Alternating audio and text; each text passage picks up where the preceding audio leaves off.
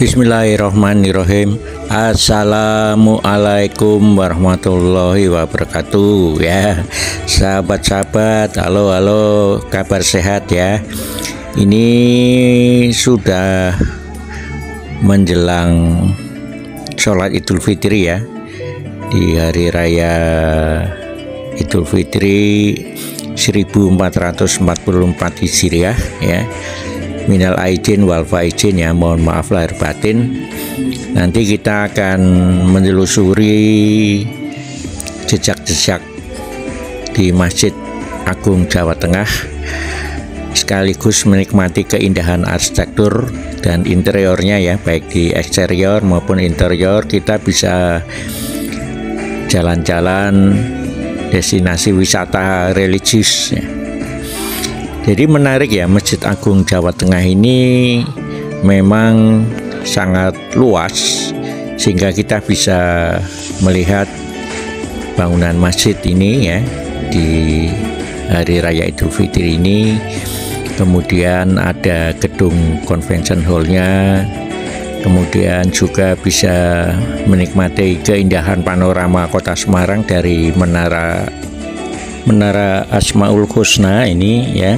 Panorama kota ini bisa kita nikmati dari menara ini, tentang keindahan lanskapnya, termasuk dari Menara Asmaul Husna ini kita bisa mengamati terbitnya matahari ya di hari raya Idul Fitri. Kita telusuri jejak-jejak jamaah ya yang melakukan sholat Idul Fitri di lapangan parkir IGD Rumah Sakit Rumani Muhammadiyah oleh pimpinan cabang Muhammadiyah Semarang Selatan. Kita nanti temui Ustadz kita ya, beliau selaku imam dan khotibnya yaitu Ustadz Dr. KRT Haji AM Jumai SEMM telah menyelenggarakan sholat Idul Fitri 1444 Hijriah hari Jumat tanggal 21 April 2023. Ini adalah istihad yang telah dilakukan oleh pimpinan pusat Muhammadiyah, sehingga Muhammadiyah seluruhnya baik yang ada di Indonesia maupun yang di luar negeri menyelenggarakan sholat Idul Fitri pada hari ini. Yuk sejenak kita telusuri, jelajahi Masjid Agung Jawa Tengah ya. Ini satu lokasi yang berada di Gajah ya, Jalan Gajah. Kita telusuri jalur jalan koridor di Jalan Gajah. Ini memang menjelang Idul Fitri ini sangat ramai karena dikunjungi para wisatawan dari berbagai daerah ya. Karena kita tahu bahwa Masjid Agung Jawa Tengah merupakan masjid yang terbesar dibangun di Jawa Tengah, dan keindahan arsitekturnya juga sangat menarik ya, yaitu perpaduan antara arsitektur Jawa dan dipadukan dengan teknologi modern, yaitu dengan payung elektrik yang dirancang teknologinya dari Jerman katanya ya. Yuk pelan-pelan ya, karena memang jalur ini termasuk ramai.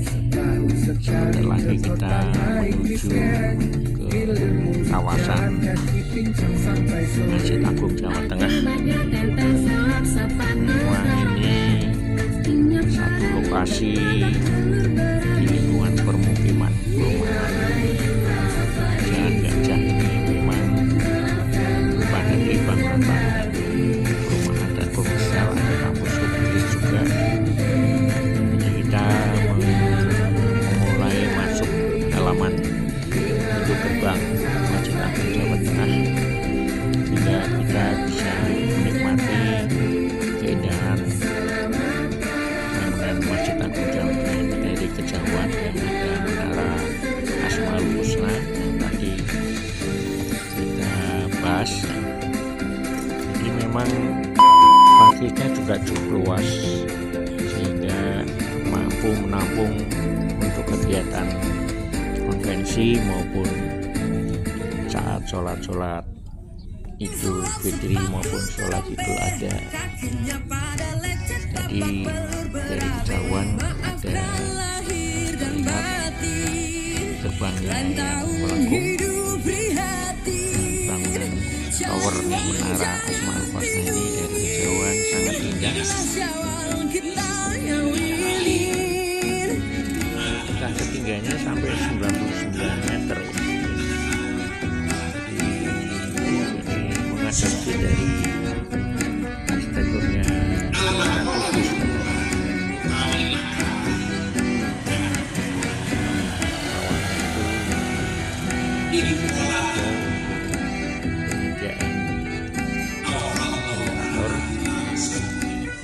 kemudian ada stasiun radio Masjid Agung Jawa Tengah, termasuk kita bisa menikmati panorama dari tower ini, di tower paling atas menikmati panorama kota Semarang dan sekitarnya di daerah Semarang bagian utara ini. Memang indah betul ya menara Asmaul Husna ini. Jadi menjadi tetenger buat keberadaan dari Masjid Agung Jawa Tengah. Saat pemandangan lihat dari menara Asmaul Husna ini. Sakti tegese nolak barang Masjid secara arsitektural berarti konfirmasi lan Jawa dibandingkan dengan arsitektur klasiknya ya. Jadi ada bangunan konvensi digunakan untuk perhelatan pernikahan, kegiatan kemasyarakatan yang lain.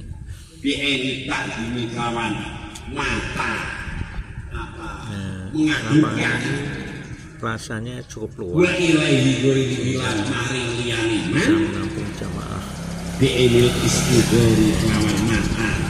mengadakan di hari-hari besar agama Islam dengan payung-payung elektrik ya, yang cukup besar, karena diduga payung ini paling besar kedua setelah dari Masjid Medina.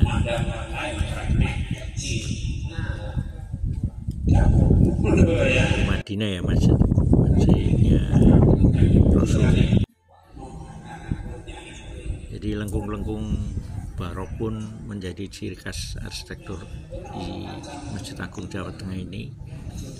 Lengkungnya ya, kemudian atapnya terlihat seperti arsitektur tajuk ya, yang dipadukan dengan bentuk kubah.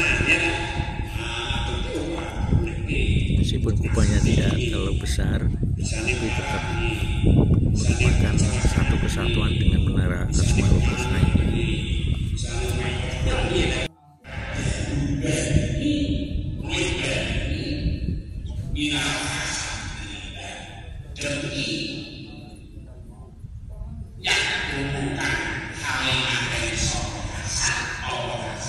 Pagi ini menjelang siang,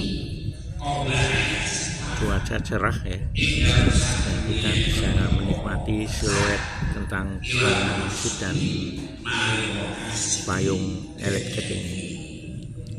Keindahan antara masjid dan payung ini terintegrasi, jadi perpaduan arsitektur regionalisme dengan teknologi payung elektrik yang dirancang dari Jerman katanya. Jadi keagungan masjid ini tampak dari pelataran plaza payung elektrik ini. Ada minaretnya di masjid, ada 4 buah minaret, ciri khas arsitektur masjid. atap kubah kecilnya ini. Baik sahabat-sahabat, nanti kita bisa menikmati keindahan eksterior dan interiornya masjid ini. Jadi kita di hari Lebaran ini bisa menikmati wisata religius bersama keluarga ya, sobat, teman-teman, sahabat. Dibutuhkan waktu kurang dari 10 menit untuk mengembangkan payung dengan sempurna. Sayangnya 2 unit payung sisi depan tidak bisa dikembangkan karena robek. Sementara untuk memperbaikinya sedikitnya dibutuhkan biaya 500 juta rupiah. Masjid dengan payung raksasa hanya ada 2 di dunia, di Arab Saudi dan Indonesia. Namun bedanya, payung yang teknologinya diadopsi serta fasilitas yang digunakan untuk kegiatan di dalam Masjid Agung Jawa Tengah.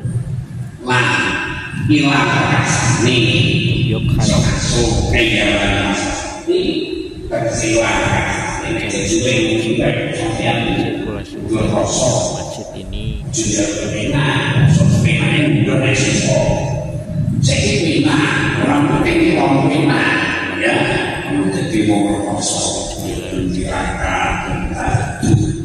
besar ini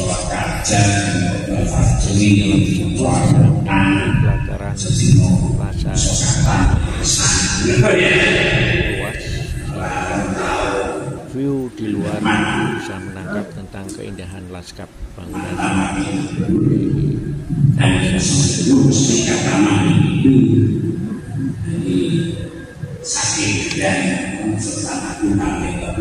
Jadi kalau kita amati di ruang sholat ini cukup luas, pilar ada 4 ini, analogikan dari Sokoguru, kemudian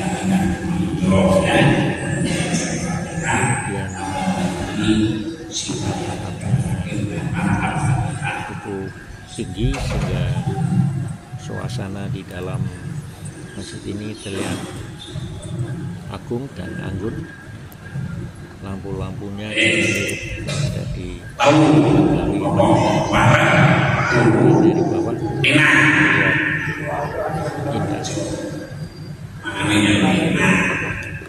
Nuansa kehijauan pun nampak atap dari besi dan mihrabnya terlihat arsitektur ukirannya dari Jepara.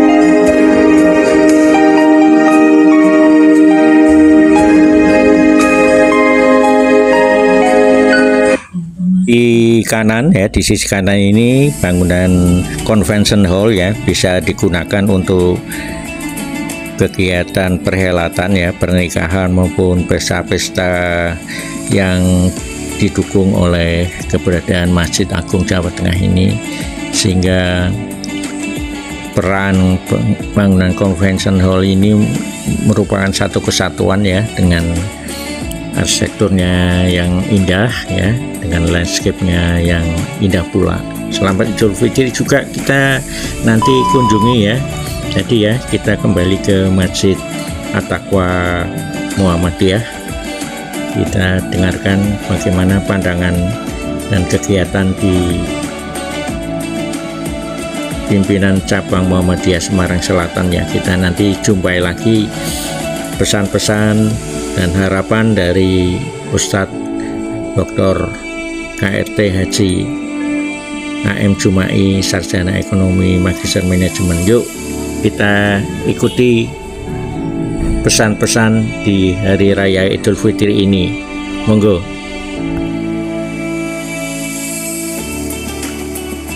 Ya, alhamdulillah pada hari ini kita telah menyelenggarakan sholat Idul Fitri 1444 Hijriah hari Jumat tanggal 21 April 2023. Ini adalah istihad yang telah dilakukan oleh pimpinan pusat Muhammadiyah, sehingga Muhammadiyah seluruhnya baik yang ada di Indonesia maupun yang di luar negeri menyelenggarakan sholat Idul Fitri pada hari ini. Hari ini sholat Idul Fitri yang di Kompleks Rumah Sakit Rumani, saya sebagai khotib AM Jumai menyampaikan bahwa kita harus dewasa dalam menyikapi perbedaan. Kita ini merdeka sudah lama dan kita sudah terlatih, terdidik bagaimana kita menjadi umat yang tercerahkan, umat yang tergerakkan, dan umat yang selalu membuat bagaimana jamaah dan orang sekitar ini tergembirakan, sehingga kita tidak mengedepankan perbedaan ini sebagai bagian daripada perdebatan, tapi bagaimana menjadikan perbedaan ini adalah hikmah, perbedaan ini adalah berkah, perbedaan ini adalah rezeki karunia Allah SWT. Karena sebuah istihad itu tidak ada yang muspro alias sia-sia. Kalau benar maka pahalanya 2, kalau salah itu pahala 1. Ini yang menjadi ugeman bagi kita semuanya. Kalau misalnya dianggap istihadnya hari Jumat ini yang benar, maka tetap kita dapat pahala 2. Kalau misalnya hari Sabtu itu dianggap itu tidak benar, pahalanya 1. Sebaliknya, kalau yang Sabtu dianggap itu benar, pahala 2. Yang Jumat ini kalau tidak tepat, itu tetap dapat pahala 1. Yang tidak boleh dalam istihad, ada yang disembunyikan, ada yang tidak terbuka, alias ada kebohongan-kebohongan. Disitulah maka saya yakin kedua belah pihak yang pakai hisab maupun ruqyat semuanya ada ilmu. Melihat antusias dari jemaah sendiri kan sudah dari tahun ini. Ya, saya kira ini menjadi pelajaran dan pembelajaran bagi panitia, di mana penyelenggaraan sholat id yang disiapkan oleh Muhammadiyah di Kota Semarang itu 47 bahkan lebih, ada 50-an, dan saya dapat info juga di titik-titik lain juga full. Maka ini nanti harus menjadikan perhatian bagaimana mempersiapkan ketika terjadi perbedaan-perbedaan ini, juga harus menyiapkan bagaimana tempatnya, bagaimana sarana prasarananya, bagaimana perlengkapannya untuk kenyamanan jamaah harus nyaman. Tentang tadi Pak yang tentang peran perempuan seperti itu. Oh ya, hari ini kebetulan hari Jumat 21 April adalah hari RA Kartini. Tadi juga saya kutipkan betapa luar biasanya peran beliau dalam menggerakkan, mendobrak bagaimana peran wanita ini untuk bisa berkontribusi. Ada yang menjadi pemimpin, ada yang menjadi intelektual, ada yang menjadi pengusaha dan lain sebagainya. Ini berkah torean-torean dari RA Kartini yang bisa mendobrak kejumutan, yang bisa mendobrak kebutuhan, sehingga peran wanita yang saat ini ada yang pernah jadi presiden, jadi menteri, jadi gubernur, wali kota, bahkan pemimpin-pemimpin BUMN, BUMN dan sebagainya. Ini adalah berkah dari hikmah adanya RA Kartini. Himbauan terhadap mungkin ada upaya-upaya untuk menggoreng perbedaan itu. Ya, saya kira umat Islam jangan terpancing terkait dengan perbedaan-perbedaan. Bagi kita umat Islam di Indonesia khususnya terjadinya perbedaan penetapan Idul Fitri maupun Idul Adha itu sudah sering terjadi, dan selama ini tidak terjadi masalah dan tidak terjadi perdebatan yang sangat-sangat krusial, sehingga itu dipahami dari masing-masing peserta. AM Jumai, Dokter. Saya ketua PCM Semarang Selatan. PCM Semarang. Pimpinan cabang Muhammadiyah Semarang Selatan. Boleh minta nomor aja Pak? 0821 3663 7644. Ya, AM Jumai. Idul Fitri berbahagia, mari kita berlebaran bersuka gembira, berjabat tangan sambil bermaaf-maafan, hilang dendam habis pada di hari lebaran.